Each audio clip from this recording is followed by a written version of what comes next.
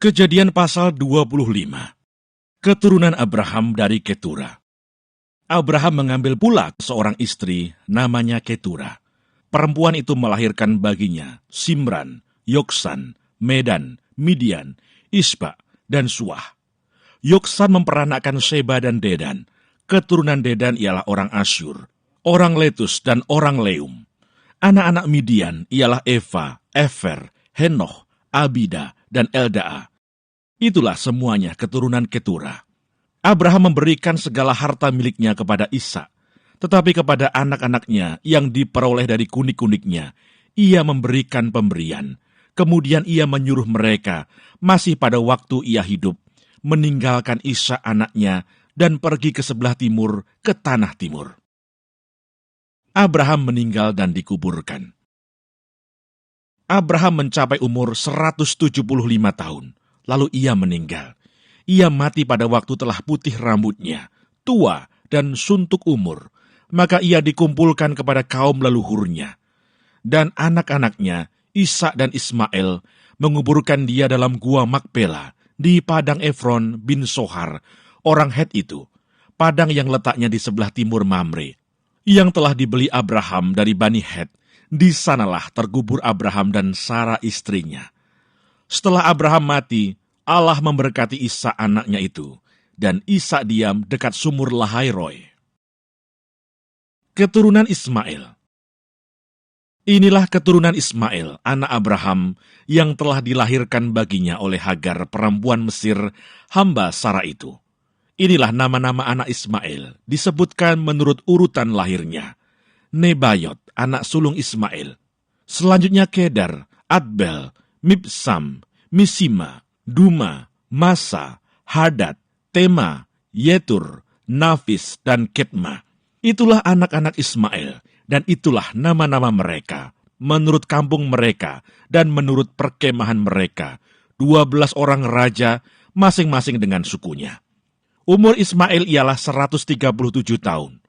Sesudah itu ia meninggal, ia mati dan dikumpulkan kepada kaum leluhurnya.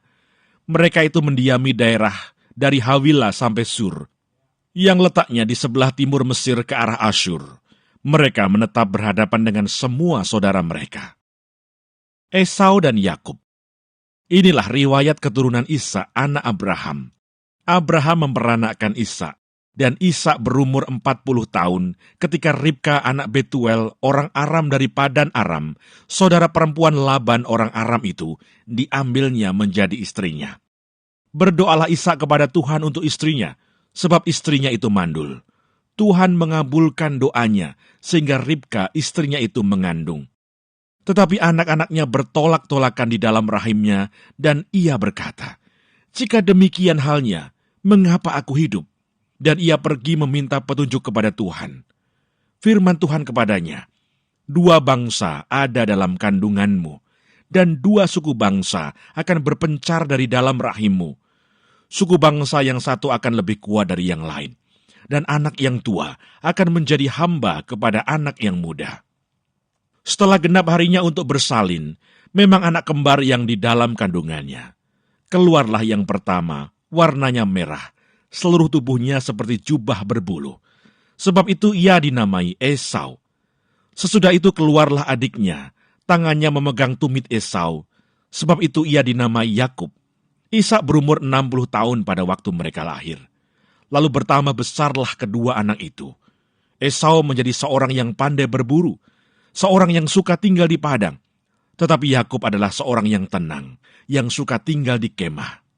Ishak sayang kepada Esau, sebab ia suka makan daging buruan, tetapi Ribka kasih kepada Yakub. Pada suatu kali Yakub sedang memasak sesuatu, lalu datanglah Esau dengan lelah dari padang. Kata Esau kepada Yakub, "Berikanlah kiranya aku menghirup sedikit dari yang merah-merah itu, karena aku lelah."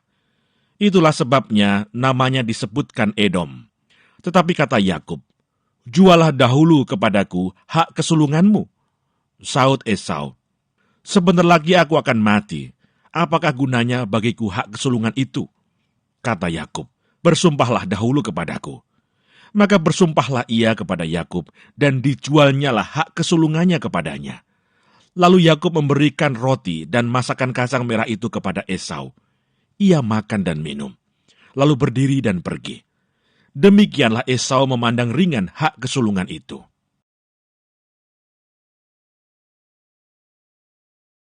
Kejadian pasal 26. Ishak di negeri orang Filistin. Maka timbullah kelaparan di negeri itu. Ini bukan kelaparan yang pertama yang telah terjadi dalam zaman Abraham. Sebab itu Ishak pergi ke Gerar kepada Abimelekh, raja orang Filistin. Lalu Tuhan menampakkan diri kepadanya serta berfirman, "Janganlah pergi ke Mesir, diamlah di negeri yang akan kukatakan kepadamu. Tinggallah di negeri ini sebagai orang asing, maka aku akan menyertai engkau dan memberkati engkau, sebab kepadamulah dan kepada keturunanmu akan kuberikan seluruh negeri ini. Dan aku akan menepati sumpah yang telah kuikrarkan kepada Abraham ayahmu. Aku akan membuat banyak keturunanmu seperti bintang di langit.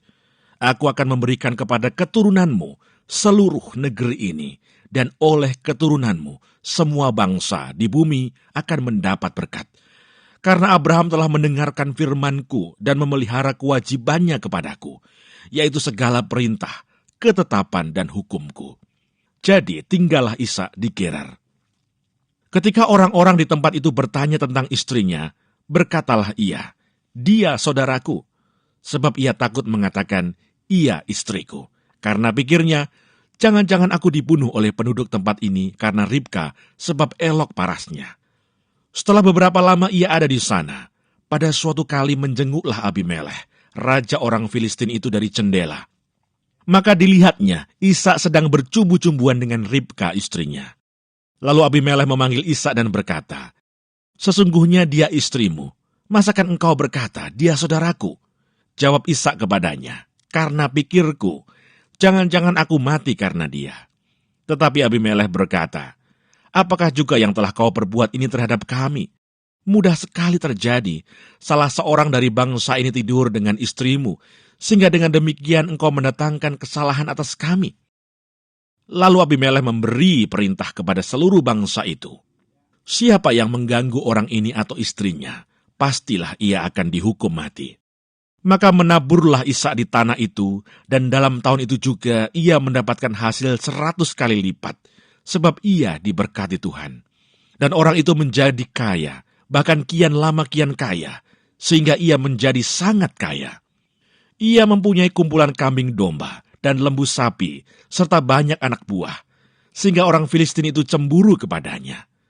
Segala sumur yang digali dalam zaman Abraham ayahnya, oleh hamba-hamba ayahnya itu, telah ditutup oleh orang Filistin dan ditimbun dengan tanah. Lalu kata Abimelekh kepada Ishak, "Pergilah dari tengah-tengah kami, sebab engkau telah menjadi jauh lebih berkuasa daripada kami." Jadi pergilah Ishak dari situ, dan berkemahlah ia di lembah Gerar, dan ia menetap di situ. Kemudian Ishak menggali kembali sumur-sumur yang digali dalam zaman Abraham ayahnya, dan yang telah ditutup oleh orang Filistin sesudah Abraham mati. Disebutkannya lah nama sumur-sumur itu menurut nama-nama yang telah diberikan oleh ayahnya. Ketika hamba-hamba Ishak menggali di lembah itu, mereka mendapati di situ mata air yang berbual-bual airnya. Lalu bertengkarlah para gembala Gerar dengan para gembala Ishak. Kata mereka, "Air ini kepunyaan kami." Dan Ishak menamai sumur itu Esek, karena mereka bertengkar dengan dia di sana. Kemudian mereka menggali sumur lain, dan mereka bertengkar juga tentang itu. Maka Ishak menamai sumur itu Sitna. Ia pindah dari situ dan menggali sumur yang lain lagi. Tetapi tentang sumur ini mereka tidak bertengkar. Sumur ini dinamainya Rehobot, dan ia berkata, "Sekarang Tuhan telah memberikan kelonggaran kepada kita, sehingga kita dapat beranak cucu di negeri ini." Dari situ ia pergi ke Berseba, lalu pada malam itu Tuhan menampakkan diri kepadanya serta berfirman, "Akulah Allah ayahmu Abraham. Janganlah takut, sebab aku menyertai engkau. Aku akan memberkati engkau dan membuat banyak keturunanmu karena Abraham, hambaku itu." Sesudah itu Ishak mendirikan mezbah di situ dan memanggil nama Tuhan.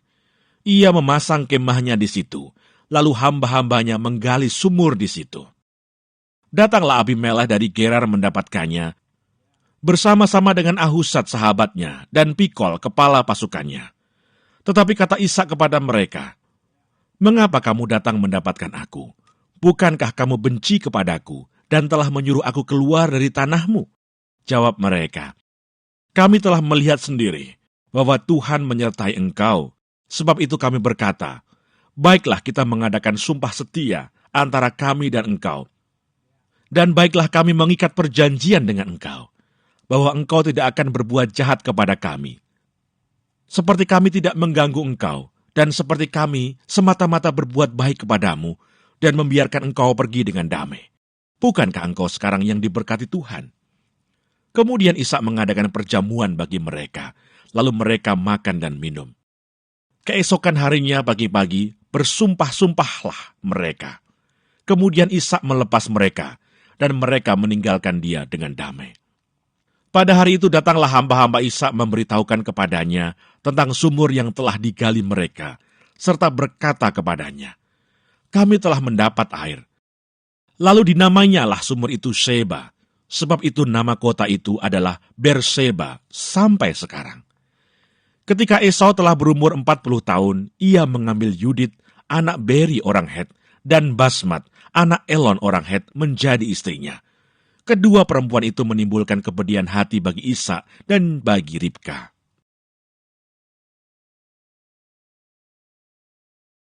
Kejadian pasal 27. Yakub diberkati Ishak sebagai anak sulung. Ketika Ishak sudah tua dan matanya telah kabur, sehingga ia tidak dapat melihat lagi, dipanggilnyalah Esau anak sulungnya, serta berkata kepadanya, "Anakku." Saud Esau, "Ya Bapa." Berkatalah Ishak, "Lihat, aku sudah tua. Aku tidak tahu bila hari kematianku. Maka sekarang ambillah senjatamu, tabung panah dan busurmu. Pergilah ke padang dan burulah bagiku seekor binatang. Olahlah bagiku makanan yang enak seperti yang kugemari. Sesudah itu bawalah kepadaku supaya ku makan, agar aku memberkati engkau sebelum aku mati." Tetapi Ribka mendengarkannya, ketika Ishak berkata kepada Esau anaknya. Setelah Esau pergi ke padang memburu seekor binatang untuk dibawanya kepada ayahnya. Berkatalah Ribka kepada Yakub anaknya, "Telah kudengar ayahmu berkata kepada Esau kakakmu, bawalah bagiku seekor binatang buruan, dan olahlah bagiku makanan yang enak supaya ku makan, dan supaya aku memberkati engkau di hadapan Tuhan sebelum aku mati. Maka sekarang anakku, dengarkanlah perkataanku seperti yang kuperintahkan kepadamu. Pergilah ke tempat kambing domba kita. Ambillah dari sana 2 anak kambing yang baik. Maka aku akan mengolahnya menjadi makanan yang enak bagi ayahmu, seperti yang digemarinya.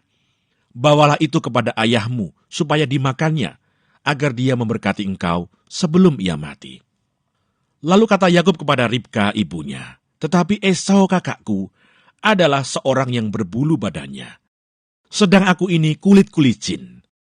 Mungkin ayahku akan meraba aku, maka nanti ia akan menyangka bahwa aku mau memperolok-olokkan dia.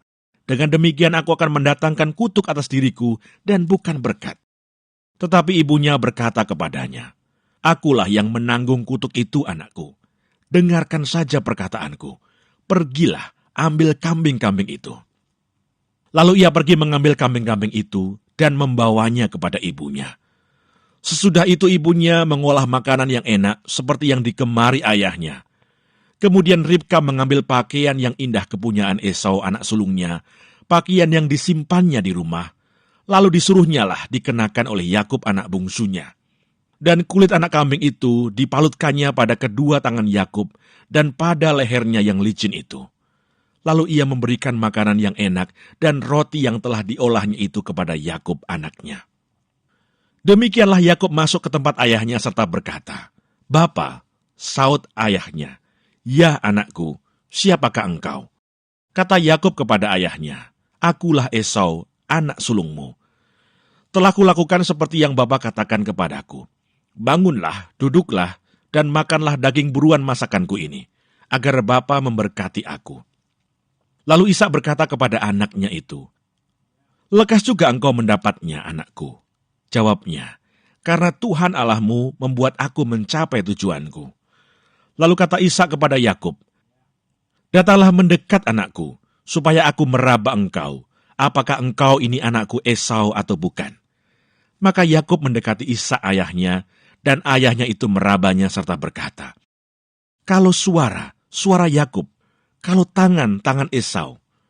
Jadi Ishak tidak mengenal dia, karena tangannya berbulu seperti tangan Esau, kakaknya. Ishak hendak memberkati dia, tetapi ia masih bertanya, benarkah engkau ini anakku, Esau? Jawabnya, ya. Lalu berkatalah Ishak, dekatkanlah makanan itu kepadaku, supaya ku makan daging buruan masakan anakku, agar aku memberkati engkau. Jadi didekatkannya lah makanan itu kepada ayahnya, lalu ia makan. Dibawanya juga anggur kepadanya, lalu ia minum. Berkatalah Ishak ayahnya kepadanya, datanglah dekat-dekat dan ciumlah aku anakku. Lalu datanglah Yakub dekat-dekat dan diciumnyalah ayahnya. Ketika Ishak mencium bau pakaian Yakub, diberkatinyalah dia, katanya, sesungguhnya bau anakku adalah sebagai bau padang yang diberkati Tuhan. Allah akan memberikan kepadamu embun yang dari langit, dan tanah-tanah gemuk di bumi, dan gandum serta anggur yang berlimpah-limpah. Bangsa-bangsa akan takluk kepadamu, dan suku-suku bangsa akan sujud kepadamu. Jadilah tuan atas saudara-saudaramu, dan anak-anak ibumu akan sujud kepadamu. Siapa yang mengutuk engkau, terkutuklah ia, dan siapa yang memberkati engkau, diberkatilah ia. Setelah Ishak selesai memberkati Yakub, dan baru saja Yakub keluar meninggalkan Ishak ayahnya, pulanglah Esau kakaknya dari berburu. Ia juga menyediakan makanan yang enak, lalu membawanya kepada ayahnya. Katanya kepada ayahnya, Bapa, bangunlah dan makan daging buruan masakan anakmu, agar engkau memberkati aku. Tetapi kata Ishak ayahnya kepadanya, siapakah engkau ini? Sautnya, akulah anakmu, anak sulungmu, Esau. Lalu terkejutlah Ishak dengan sangat, serta berkata, siapakah gerangan dia yang memburu binatang itu dan yang telah membawanya kepadaku? Aku telah memakan semuanya sebelum engkau datang, dan telah memberkati dia, dan dia akan tetap orang yang diberkati. Sesudah Esau mendengar perkataan ayahnya itu, meraung-raunglah ia dengan sangat keras dalam kepedihan hatinya, serta berkata kepada ayahnya, berkatilah aku ini juga ya Bapa. Jawab ayahnya, adikmu telah datang dengan tipu daya dan telah merampas berkat yang untukmu itu. Kata Esau, bukankah tepat namanya Yakub, karena ia telah 2 kali menipu aku? Hak kesulunganku telah dirampasnya, dan sekarang dirampasnya pula berkat yang untukku. Lalu katanya, apakah Bapa tidak mempunyai berkat lain bagiku? Lalu Ishak menjawab Esau, katanya, sesungguhnya telah kuangkat dia menjadi tuan atas engkau, dan segala saudaranya telah kuberikan kepadanya menjadi hambanya. Dan telah kubekali dia dengan gandum dan anggur. Maka kepadamu, apalagi yang dapat kuberbuat ya anakku? Kata Esau kepada ayahnya, hanya berkat yang satu itukah ada padamu ya Bapa? Berkatilah aku ini juga ya Bapa. Dan dengan suara keras menangislah Esau. Lalu Ishak ayahnya menjawabnya, sesungguhnya tempat kediamanmu akan jauh dari tanah-tanah gemuk di bumi, dan jauh dari embun dari langit di atas. Engkau akan hidup dari pedangmu, dan engkau akan menjadi hamba adikmu. Tetapi akan terjadi kelak apabila engkau berusaha sungguh-sungguh, maka engkau akan melemparkan kuk itu dari tengkukmu. Yakub lari ke Mesopotamia. Esau menaruh dendam kepada Yakub karena berkat yang telah diberikan oleh ayahnya kepadanya. Lalu ia berkata kepada dirinya sendiri, hari-hari berkabung karena kematian ayahku itu tidak akan lama lagi. Pada waktu itulah Yakub adikku akan kubunuh. Ketika diberitahukan perkataan Esau, anak sulungnya itu kepada Ribka, maka disuruhnyalah memanggil Yakub anak bungsunya, lalu berkata kepadanya, Esau kakakmu bermaksud membalas dendam membunuh engkau. Jadi sekarang anakku, dengarkanlah perkataanku. Bersiaplah engkau dan larilah kepada Laban, saudaraku ke Haran. Dan tinggallah padanya beberapa waktu lamanya, sampai kegeraman dan kemarahan kakakmu itu surut daripadamu, dan ia lupa apa yang telah engkau perbuat kepadanya. Kemudian aku akan menyuruh orang menjemput engkau dari situ. Mengapa aku akan kehilangan kamu berdua pada satu hari juga? Kemudian Ribka berkata kepada Ishak, "Aku telah jemu hidup karena perempuan-perempuan Het itu. Jikalau Yakub juga mengambil seorang istri dari antara perempuan negeri ini, semacam perempuan Het itu, apa gunanya aku hidup lagi?"